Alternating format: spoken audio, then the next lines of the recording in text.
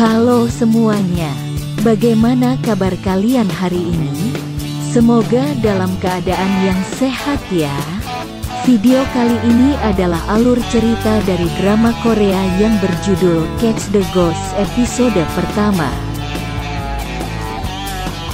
Tapi sebelum itu jangan lupa untuk subscribe channel ini karena subscribe itu gratis, dan agar tidak ketinggalan update terbaru jangan lupa untuk aktifkan tanda loncengnya. Dan jangan lupa juga untuk like, comment and share video ini ya. Sekarang kita lanjut ke videonya. Dalam rangka ulang tahun ke-30 Divisi Kepolisian Subway, Komisaris Kepolisian datang mengunjungi stasiun kereta bawah tanah.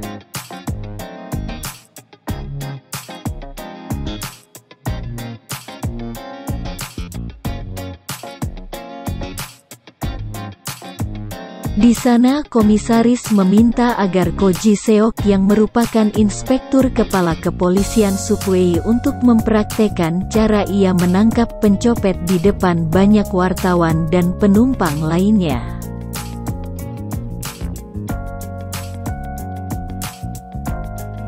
Setelah Ji Seok menampilkan cara ia menangkap pencopet di dalam kereta, komisaris kembali mengecek dompetnya.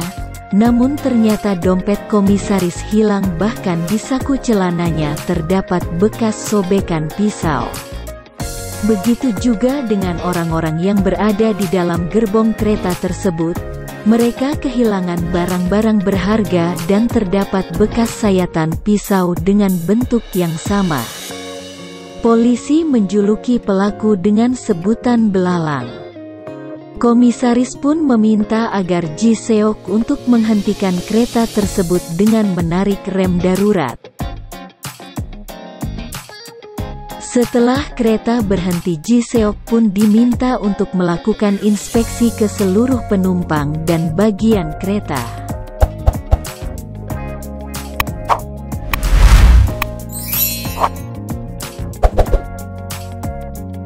Saat melakukan pemeriksaan, Ji Seok melihat sesuatu yang aneh di bawah kursi penumpang. Namun setelah dibuka, ternyata terdapat jasad seorang pria di dalamnya. Hal itu pun membuat semua yang berada di dalam kereta merasa terkejut. Berita penemuan korban sangat cepat tersebar. Komisaris pun menyampaikan bahwa ia dan tim kepolisian berjanji dalam jangka waktu 3 bulan akan menemukan pelaku. Namun jika tidak, ia dengan sukarela akan mundur dari jabatannya sebagai komisaris.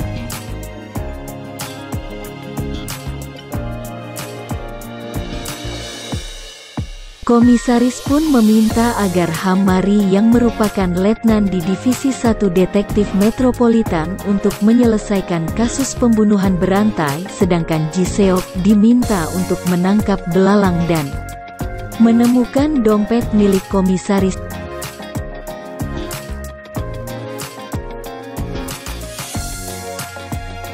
Ji Seok menawarkan bantuan untuk membagikan rekaman CCTV di stasiun kereta api bawah tanah karena ia bertugas di sana. Namun Mari meminta agar Ji Seok memberikan jika ia memintanya. Mereka berdua pun langsung mempersiapkan segala hal. Mari dan timnya memberi julukan hantu Subway kepada tersangka yang melakukan pembunuhan berantai. Sedangkan Ji Seok dengan timnya memberi julukan belalang kepada pelaku pencopetan karena para pelaku selalu meninggalkan bekas goresan di barang milik korbannya seperti bentuk kaki belalang.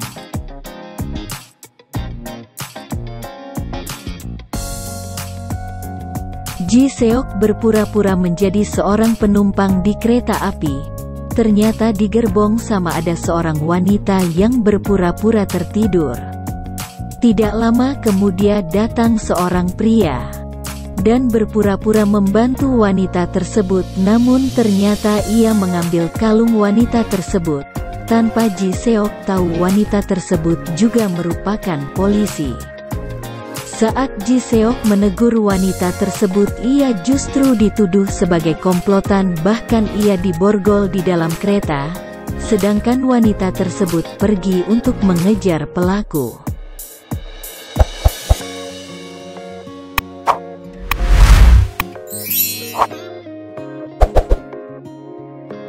Wanita tersebut seperti sudah hafal dengan denah dari stasiun kereta api.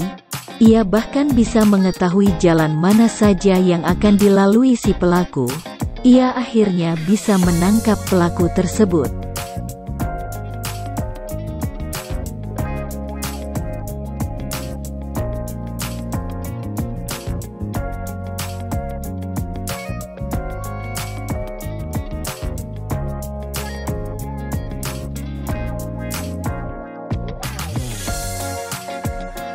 Ji Seok terus berusaha mengambil kunci borgol yang ditinggalkan oleh wanita yang memborgolnya, namun ia tidak berhasil. Ia bahkan bertemu dengan Mari dan rekannya yang sedang menyelidiki kasus yang Mari tangani. Namun Mari tidak bisa menolong karena saat akan masuk ke dalam kereta, pintu kereta dengan cepat tertutup.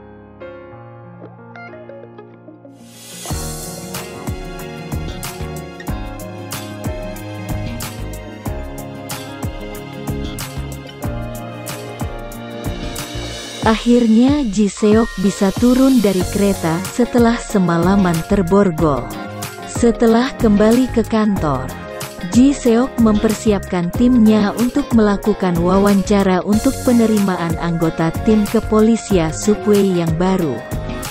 Tidak lama kemudian wanita yang sebelumnya memborgol Ji Seok datang dengan membawa pelaku yang ia tangkap. Jo Seok yang melihatnya langsung bersembunyi. Ternyata wanita tersebut adalah Hyo Ryung, merupakan seorang opsir dari divisi patroli Sinmo. Ia juga datang dengan tujuan untuk melakukan wawancara. Hyo Ryung pun mencari Ji Seok yang sedang bersembunyi di bawah meja. Hyo Ryung akhirnya sadar bahwa pria yang ia borgol semalam adalah Inspektur Kepala Divisi Kepolisian Subway.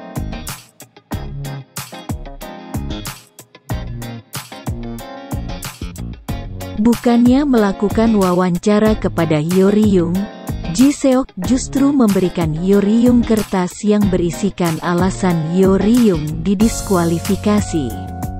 Alasannya karena Hyo Ryung memborgol orang yang tidak bersalah, dan melakukan penyamaran tanpa izin. Namun Hyo Ryung meminta agar Ji Seok melupakan dan memaafkan apa yang Hyo Ryung perbuat. Ji Seok tetap tidak mau karena ia tidak ingin bertugas dengan orang yang memborgolnya. Ji Seok menuduh bahwa Hyo Ryung memiliki tujuan lain untuk masuk ke dalam divisi kepolisian Subway. Tetapi Hyo Ryung hanya beralasan bahwa ia merupakan ketua dari Asosiasi Pecinta Subway Cabang Seoul. Hyo Ryung juga terus membujuk Ji Seok agar menerimanya. Namun Ji Seok justru pergi untuk melakukan pengintaian.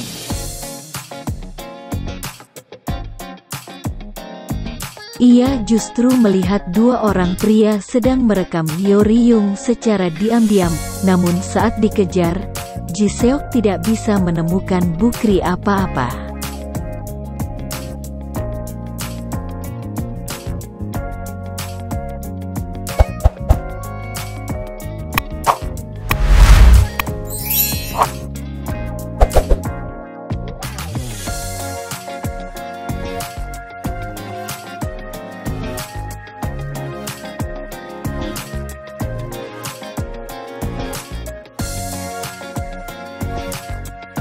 Ji Seok pun menghubungi Hyo Ryung meminta Hyo Ryung untuk membuat laporan agar Ji Seok bisa melakukan penyelidikan kasus tersebut.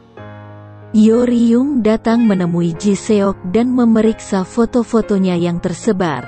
Namun ia melarang Ji Seok untuk melihatnya, namun saat sedang memeriksa fotonya, Yoryung melihat foto wanita lain dan memberitahukan kepada Ji-seok. Ternyata para pelaku berencana mengundang wanita tersebut dan melakukan hal jahat.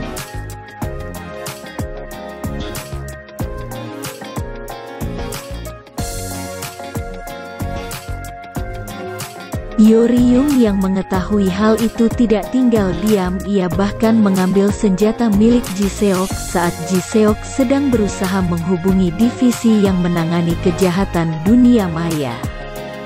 Namun mereka tidak merespon apapun. Melihat Yoryung pergi, Ji-seok pun menyusulnya. Ji-seok berusaha melarang namun Yoryung tidak mendengar perkataan Ji-seok. Akhirnya Ji-seok ikut bersama Yoryung dengan menaiki motor. Namun saat di perjalanan, Ji-seok yang duduk di bagian belakang menarik baju Yoryung saat Yoryung memacu laju motor dan membuat kancing baju Yoryung terlepas. Mereka pun berhenti. Ji-seok memberikan jas yang ia pakai kepada Yoryung, namun Yoryung justru meminta kemeja milik Ji-seok.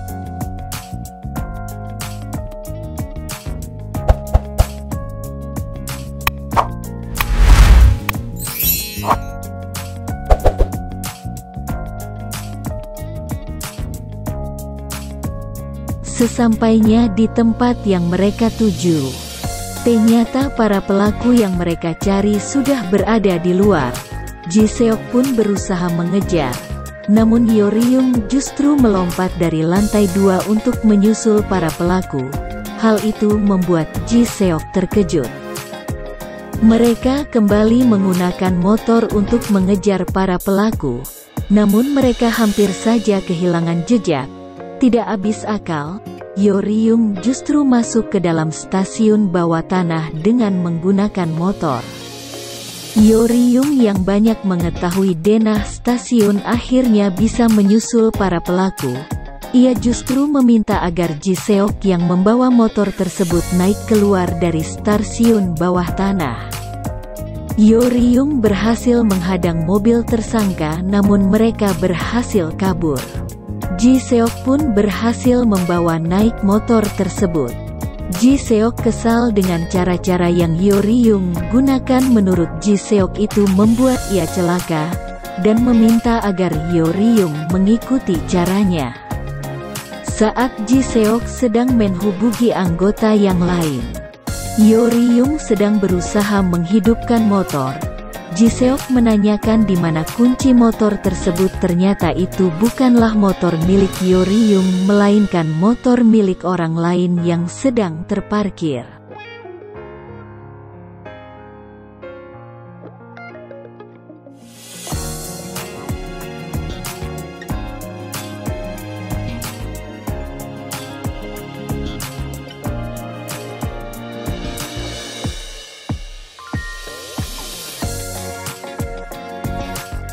Mereka akhirnya kembali ke kantor. Lee Man-jin dan Kang Suho juga sudah berada di kantor. Ji-seok meminta Suho untuk menemui orang yang mengurus CCTV stasiun. Sedangkan Ji-seok akan mengurus izin untuk melihat rekaman CCTV. Namun menurut Yoryung itu terlalu lama. Ia bahkan mengambil pisau lipat yang berada di dalam laci meja milik Ji-seok. Ternyata itu ia gunakan untuk membuka pintu ruang CCTV. Mereka berempat akhirnya mengecek rekaman CCTV. Suho mengawasi petugas yang sedang tertidur. Tiba-tiba saja petugas tersebut bangun, mereka pun dengan cepat melarikan diri.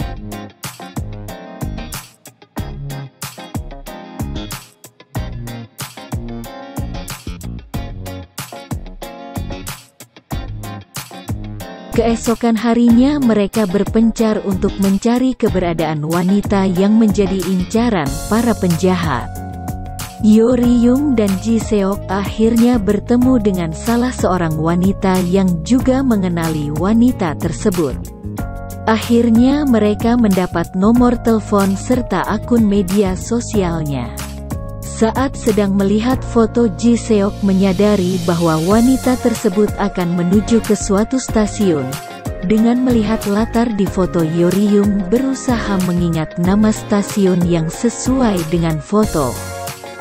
Mereka pun menuju ke stasiun tersebut.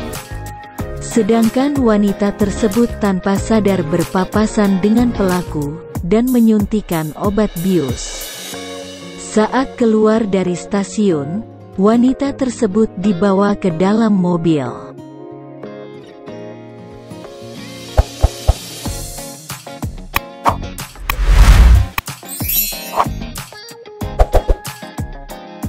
Setelah sampai di stasiun, Yo Ri-young merasa curiga dengan mobil yang terparkir. Ia pun mengecek dan melihat para tersangka di dalam mobil. Namun saat Yo Ri-young berusaha menahannya, salah satu pria berusaha menutup kaca mobil. Ji Seok yang melihat itu langsung menolong dengan menabrakkan motor ke mobil tersebut.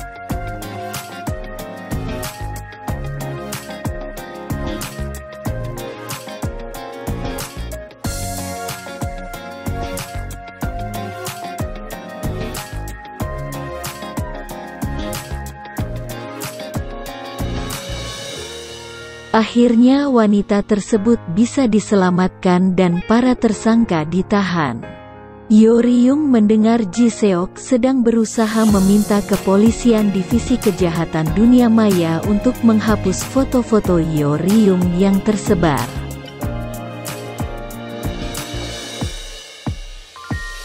Ji Seok memuji kerja keras Yo Ri-young.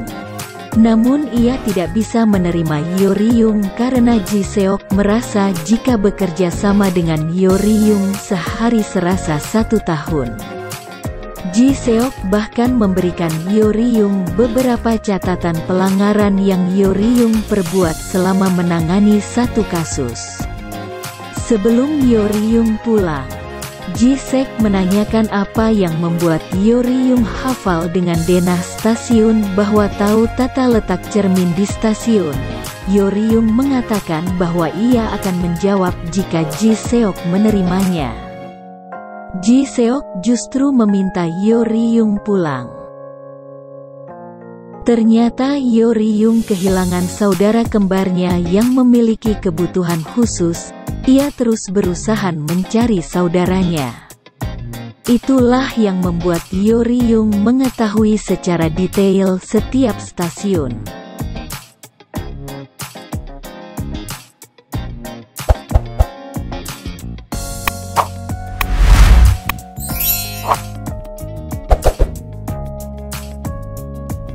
Wanita yang menjadi korban datang ke kantor dan mengucapkan terima kasih kepada Ji Seok dan tim. Ia juga meminta agar Ji Seok menyampaikan ucapan terima kasih kepada Yo Ri-young. Ji Seok pun mengirim pesan kepada Yo Ri-young dengan mengatakan bahwa Yo Ri-young bertugas mulai malam ini. Yo Ri-young merasa senang, ia langsung buru-buru datang ke kantor.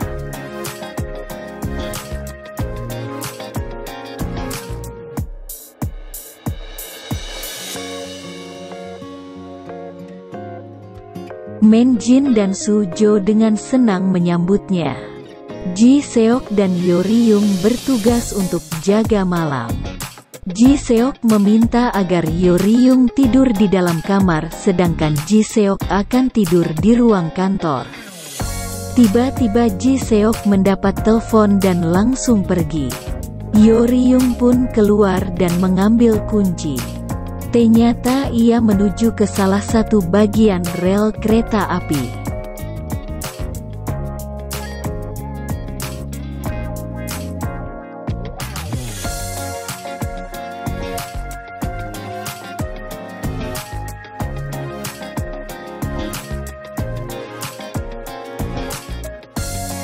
Apa yang akan Yo Ri-young lakukan? Dan apakah Yo Ri-young bisa bekerja sama dengan Ji Seok?